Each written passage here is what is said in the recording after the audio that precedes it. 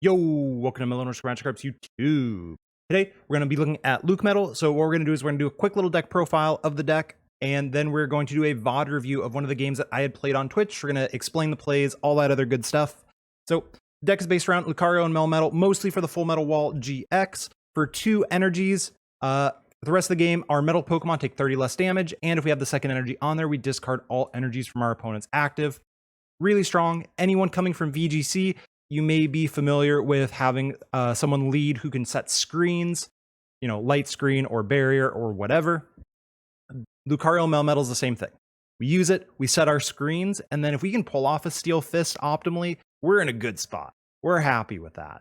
Usually, the main attacker is going to be our Zacian or our Zamazenta, depending. Zacian, everyone knows what this card does. Hopefully, 3 energies, 230. Intrepid Sword is our primary draw engine. Deck plays no Crobat, no Dedenne, no anything else. We want to use Intrepid Sword a lot of the time. One of my favorite parts about this deck is sometimes in a game, you're just like, I can't do anything, and you have to say pass. With this deck, every time you say pass because you can't do anything, you draw 3 cards. Really good. Drawing 3 cards is really strong. Accelerating energy is also ridiculously strong. If you can go first, you do want to go first with this deck. Intrepid Sword into 1 energy, you are way ahead of the game. You're threatening a turn 2, 230. It's terrifying to face up against. Zamazenta's here as a wall, Dauntless Shield, prevent all damage of this Pokemon by attacks from your opponent's Pokemon VMAX. Urshifu just won the Players' Cup. Zamazenta walls Urshifu very effectively. Some of the other decks, Shadow Rider, if they don't play Path of the Peak, usually doesn't have good answers to Zamazenta. If they do play Path of the Peak, can get tougher because Path of the Peak does shut off the Zamazenta. Path was a really good card. It made Zamazenta not as powerful as it used to be. Depending on the build of Eternatus as well, Zamazenta is very good. They do play Moltres, but Zacian can KO the Moltres, and then you can just use your Zamazenta to prevent the Eternatus from really doing anything, and they end up in this awkward spot where they have to hit with their Weavile or something else, and this is a pretty good matchup as well. So here's the rest of the list. I'm 99% sure I took this exact 60 from someone. I apologize, I don't know who, because I took it a while ago, but it's just been good, and I've really enjoyed it. You have 3 Lillie's Pokédolls. Pokédoll's nice because you can hide behind it sometimes. So sometimes this deck just does nothing, and you're just like, I'm just going to Intrepid Sword, draw 3 cards, hopefully accelerate some energy. This deck is very slow, and that's one of the benefits of it. Shove a Lillie's Pokédoll in the active and say, all right, now you have to boss me, or else you don't take that knockout. You probably don't even take a knockout anyway, because Full Metal Wall, this has 250 HP. Add a tool, it's got up to 280 or more. Pretty good. So hide behind a doll. The other reason for doll is you can have a Zacian in the active. Brave Blade says you can't attack twice in a row. Put a doll on the bench. Switch into the doll. Use the doll's ability to put it on the bottom of your deck. Put the Zacian back in the active, and it resets that Brave Blade ability. 4 Saucers. Saucer's good, accelerates energy. 4 Tag Calls. Tag Call finds our main attacker. It also finds Mallow Lana, which is one of the strongest cards in here. Discard 2 cards, heal 120, and move it to the bench. You may say 120 is not that much, Mellow. After Full Metal Wall and after Metal Goggles, that's 180 damage hit, is doing 120. Pretty good. Your opponent has to hit you really hard to 2-shot you if you're going to hit them with the Mallow Lana as well. So Mallow Lana, very strong. It's also a switch card. Sometimes you just need to get out of the active, and you can just go Tag Call Mallow Lana, use the first effect without healing, and just switch, and you're good to go. 2 Cynthia Caitlins. With the Tag Call engine, having the second Cynthia Caitlin has been nice. It's not your ideal supporter, but having more consistency is good, because sometimes this deck will draw like a potato if you can't find your Zacian. Speaking of not finding your Zacian, with the 4 Tag Call, we play 2 Guzma Halas and 1 Capture Energy. This turns every Tag Call into a way to get a Zacian down on the field. So if you're going second, sometimes you use Guzma Hala for a capture. Both of the not Zacian attackers can use Capture Energy, which is very nice. And then you can go ahead and hit him with the Intrepid Sword. For Marnies, there are no research in this list.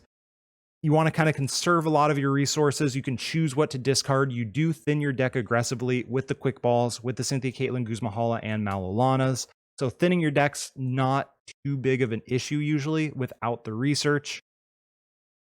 What else do we have? We have 1 Cape of Toughness. This is potentially cuttable moving forward. The cape is nice on your Zacian or Zamazenta, so it gives you 50 more HP, so it'd be 270 plus Full Metal Wall, that's 300. Pretty good. It was in here largely as an ADP tech. Now it's in here just because it gives them more HP, but ADP is no longer playing Rusted Sword usually, so it's arguably cuttable.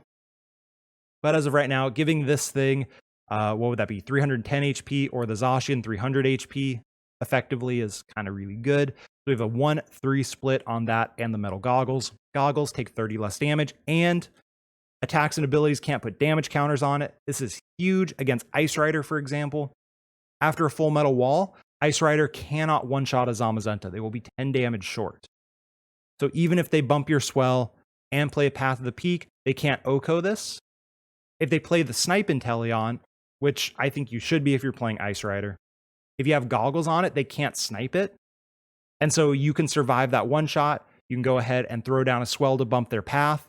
They're now in an awkward spot where their Ice Rider can't attack you.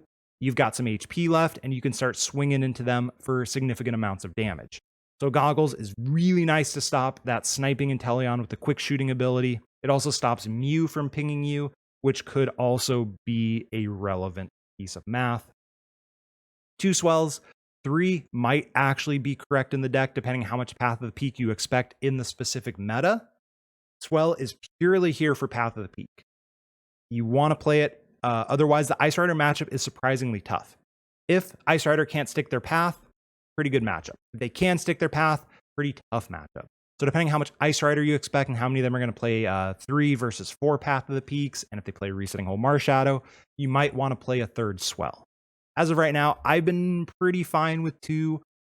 Sometimes you get bodied for having 2, but I think I like all the other cards more because we do have 4 Tag Calls plus 2 Guzma Halas. Gives us 6 additional outs to the Chaotic Swell. What else do we have? 2 Coating Energies. This is searchable Metal Energy with Guzma Hala, which is very nice. That's one of the main benefits of it. We're going to play Guzma Hala kind of regardless. So even though fire is not particularly popular, we can always find a Metal Energy with the Guz Hala. So 2 of those. And it's also nice. You might run into the occasional Victini or something like that. Throw a Coating Energy on, you're good to go. And 11 metals, a lot of Metal Energies, so we can hopefully hit Intrepid Sword. If you hit Intrepid Sword, you're in a really good spot. It's a very slow deck. It's a deck that definitely requires you to think about, should I bench this Pokemon or not? Do I attack this turn or not? It's a fairly high skill level deck, which is one reason I like it, because the games are very long and drawn out. You don't make many actions every turn. This deck will play like maybe 2 cards per turn, 3 cards per turn at most. Every single thing you do is ridiculously important, though. So it may look kind of boring. Try the deck out, though. I highly suggest it. It's a great way to improve at the game. Really kind of say, how is my opponent going to win, and how do I stop them from winning? One of the closer things we have to a mid-range deck, for those of you who come from Magic, you can win by controlling your opponent and just kind of running them out of resources. You can also win by outspeeding them, because Brave Blade is a really good attack. So we're going to go ahead and check out a VOD review of a game I've already played on Twitch. We're going to talk about the plays, talk about this was good, this was bad, why did I do this, all that other stuff. And yeah, let's go ahead and check out that game. All right, so we're going to go ahead and check out this game. Like I said, I've already played this on Twitch. We're going to watch at 1.5 times speed, and we are playing LucMetal.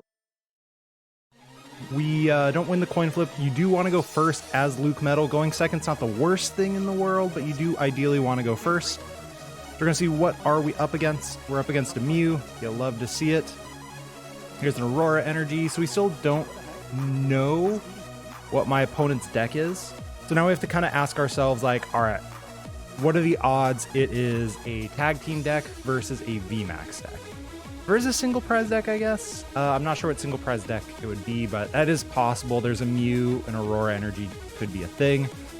So they've really not shown us anything that indicates a VMAX deck. The only VMAX deck that might play Aurora would be, the only popular one would be the Shadow Rider.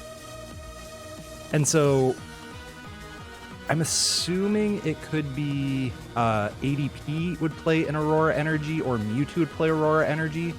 So these are both matchups where Full Metal Wall is a big deal.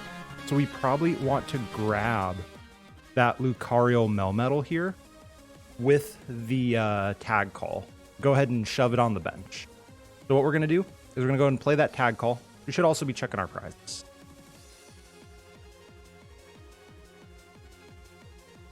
One of the reasons for this too is you don't want to get benched. We're going to grab the Guzma Hala as well. The Guzma Hala will get us a Swell, which could be a big deal, of course. It'll get us Goggles. And we're going to grab a Coating Energy. The reason we're going to grab a Coating Energy is we're going to go ahead and attach to the active. Capture would only go on the LucMetal or the Zamazenta. We don't want to capture anything out. With this deck, you do not want to overbench. Goggles should go ahead and go on the active. Yes, just in case my opponent's playing a Zacian deck or something like that, it gives them, you know, it's not going to let them KO us. That's the big deal there. The odds of them KOing on the bench are very low. They bench Zacian and they Marnie us. We do hit off the Intrepid Sword, which is a humongous deal. So now our board is very nicely set up. Ooh, we get a booty hand. I mean, we do have a draw supporter. We have an energy attachment for turn, and we can Intrepid Sword. The good news is my opponent's playing Bronzong. So, okay, they're playing Bronzong ADP. So what they can't do here is GX. They don't play Energy Switch. They can't use Bronzor's ability because it is their second turn, not their first turn. They went first anyway. Now, we have an interesting choice here. Do we Brave Blade into this ADP, or do we just kind of vibe and Intrepid Sword? So first, before anything else, we're going to go ahead and Cynthia Caitlin. We're going to discard a Metal Energy to make Metal Saucer active. We're going to get back the Guzma Hala that is in the discard pile and draw 3 cards. Oh, we got a Marnie in there. Never mind. Get the Marnie. Yeah, we don't want a Guzma Hala. Guzma Hala, we only have a Capture Energy in deck. We currently have a Cape in hand. Okay. So now what we can do is we have to decide, do we want to Brave Blade the active, or do we just want Intrepid Sword? Worst case scenario is next turn my opponent uses their GX attack. If they use their GX attack, we could KO them. But then we don't Full Metal Wall, and they can power up their Zacian to KO us. That would be bad, because then we're just in an awkward spot. We no longer have Full Metal Wall. Our Zacian's not protected. We kind of have to Full Metal Wall in this matchup. That's more important than prize racing our opponent. So what we need to do is we are going to go ahead and attach. Actually, okay, so what we should also do is we should go ahead and quick ball. We have the Cape of Toughness in hand. We know our opponent's deck. It's ADP with Zacians. We're going to bet they don't play a Tool Scrapper. If they play a Tool Scrapper, we are going to get bodied here. But what we're going to go ahead and do is we're going to quick ball probably one of the Marnies. It's fine. It also doesn't give any hand knowledge. They no longer know they're going to get Marty next turn. Well, we might Mallow Lana, but we'll grab a Zacian and put the Cape of Toughness on the Zacian. The Cape of Toughness does not work on the LucMetal, of course, and the Cape of Toughness prevents their Zacian from KOing that Zacian. So now our board state is pretty much where it needs to be. We're going to go ahead and attach. We should attach to the LucMetal. If they boss the Zacian with no energy, we have Mallow Lana to GX them, so they can't boss stall and disrupt our hand next turn. And we currently, if they disrupt our hand, we could hard retreat this if we have to. We can also hit another energy. So that's what I'd like to see here. I'd like to get the Cape of Toughness down on a Zacian because we will have to attack with 2 Zacians to win the game. Okay. Choose not to. Fine. We get Goggles, which is good. We've got the Mallow Lana still. We do still have the Quick Ball. The odds of my opponent Marning me again are low, but I think I would have liked to have seen that play happen. There's their Bronzong. Totally fine. We also have Boss in hand now. Well, my opponent will not miss the GX attack. They can move the Aurora Energy. So never mind. I was going to say if my opponent misses the GX attack, we can Boss KO their Zacian. That's not possible because they're not going to miss the GX attack. So we will need to GX them this turn. There's an attach. They're going to go ahead and Metal Transfer the Aurora. And we're going to see an Altered Creation GX. Do they Saucer? Do they have anything else? They do not.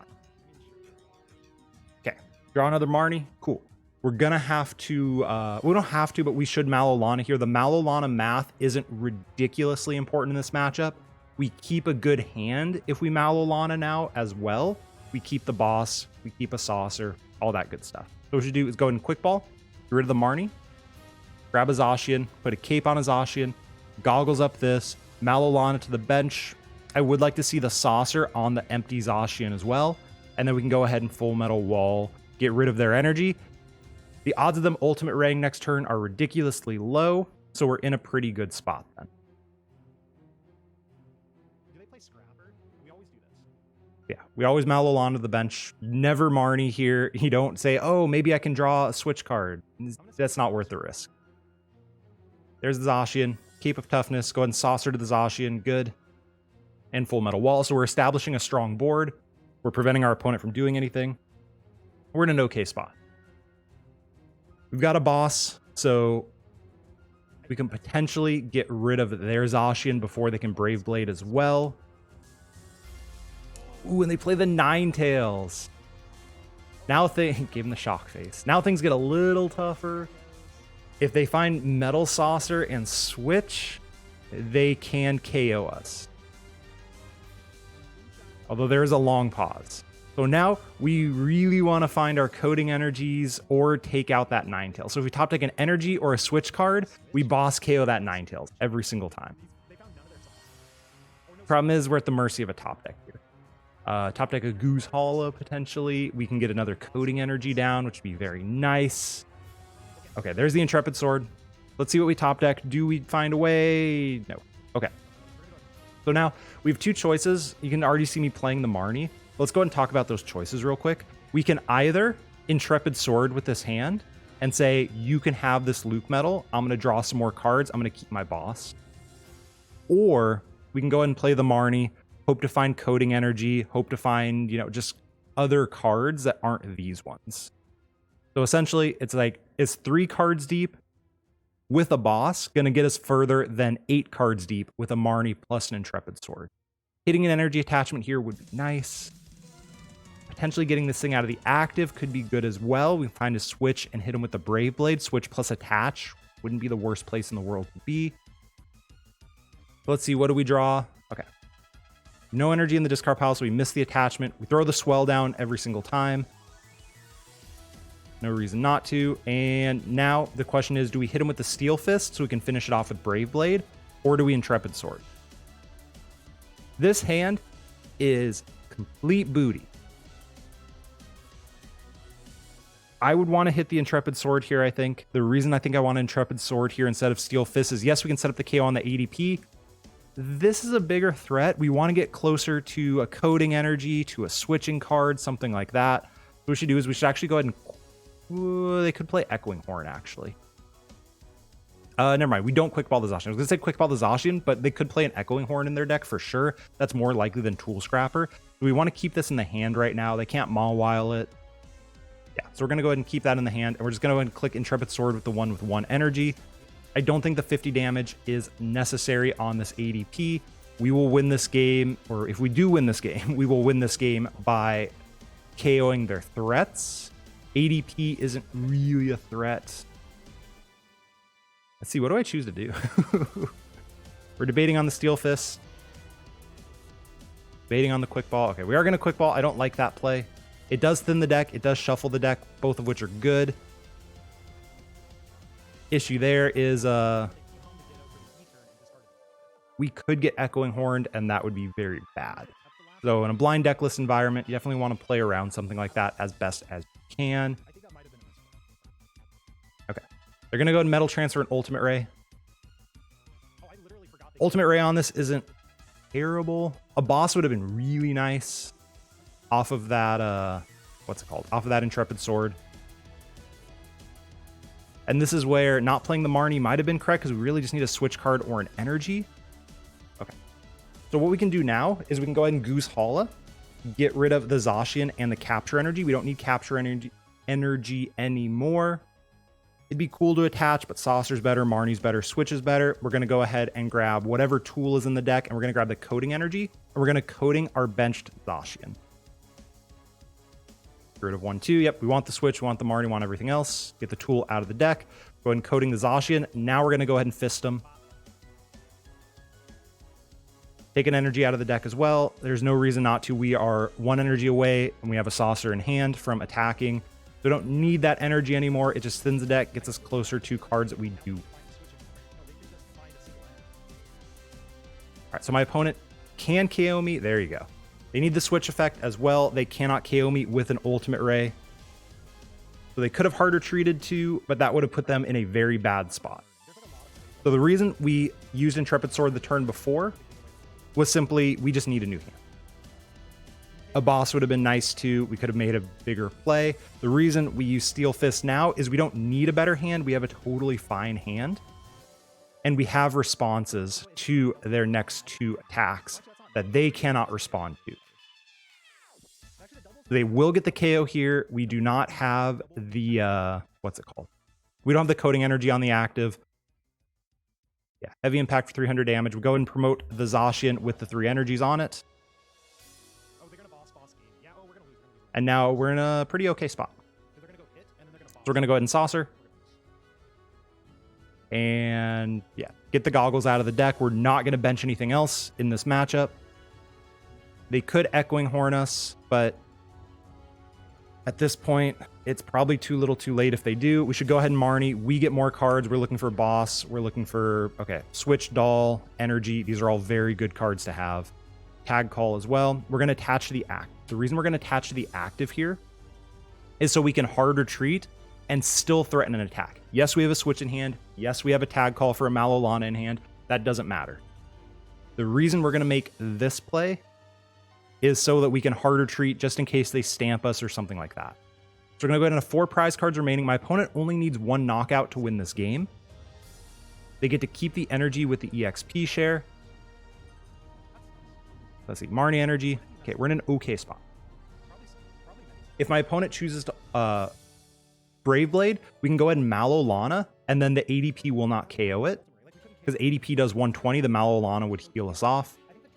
So that is a potential play that we could make next turn. Go Mallow Lana, KO their Zacian, then we're in a really good spot. There's the research, totally fine.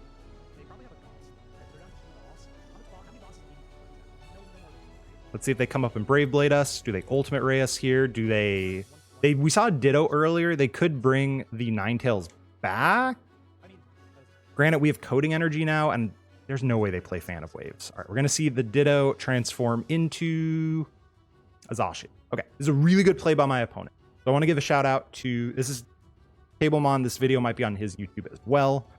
But this is a really good play. The reason is you don't want to Ultimate Ray here. Ultimate Ray plus Brave Blade would knock me out, but I can Mallow Lana that damage off. So by setting up 2 Zacians, they say I only need a boss to win this game. They're shoving their saucers down very, very, very quickly. There's a Brave Blade. All right. So now we have to decide on a couple different things.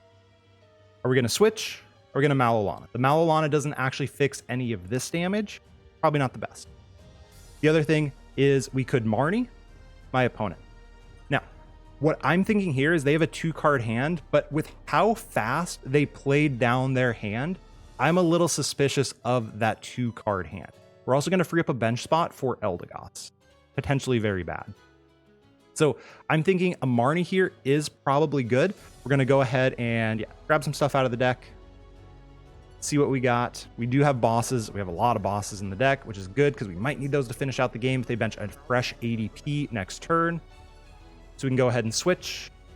The Mew cannot ping KO us because we have our goggles on. They would already win with the boss, even if we Mallow Lana. Go and attach for the same reason. Having 4 on each means we can hard retreat potentially. Actually, that's a misplay. We shouldn't have 4 on each. We should have 5 on this one, 3 on this one. Because if they swing into this, we can hard retreat. No. Never mind. This is fine. I was thinking hard retreat, but we win next turn seemingly no matter what. We're going to Marnie to get closer to a boss. 4 and 4 is fine. We're going to Marnie them. I know they get more cards, but the way he played out his turn makes me suspicious. Okay, there's a boss.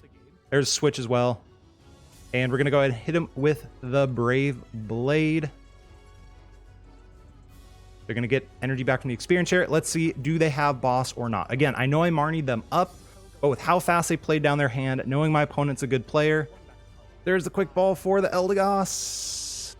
Never mind. There's a scoop. Pull out the dub. So the LucMetal versus the ADP matchup, that was an interesting ADP list. That wasn't the Moltres list. That is actually a bit tougher of a matchup. They've got the Ninetales. They've got the Zacians. So the reason that that matchup is sketchier is because they just have more things that can KO us. Without Tool Scrapper, I do think it is LucMetal favored. In the LucMetal versus ADP matchup, you almost always want to GX second. There is a world where maybe you can GX first if they're having a really tough time, but the way the game usually goes, they GX, you GX, and then you want to start digging in a way to get down and KO their Zacian, KO anything like that. That they might have like a Ninetales, I guess. So that's usually how that matchup goes. But again, big thing with the deck, bench management. You saw we weren't over benching anything. There was a sketchy play there where I quick balled away a Zacian, which meant they could Echoing Horn it. I don't like that play. That was bad. We didn't get punished for it. I don't think my opponent played an Echoing Horn. Otherwise, they probably would have thrown it down because they can.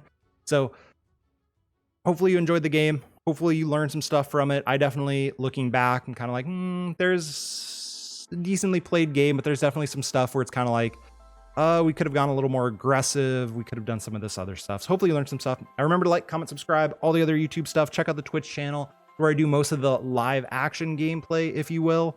And then the YouTube is where we look back at the games and try and learn from them, which I've learned quite a bit so far. So thank you all, and I will catch you all in the next video. Peace out.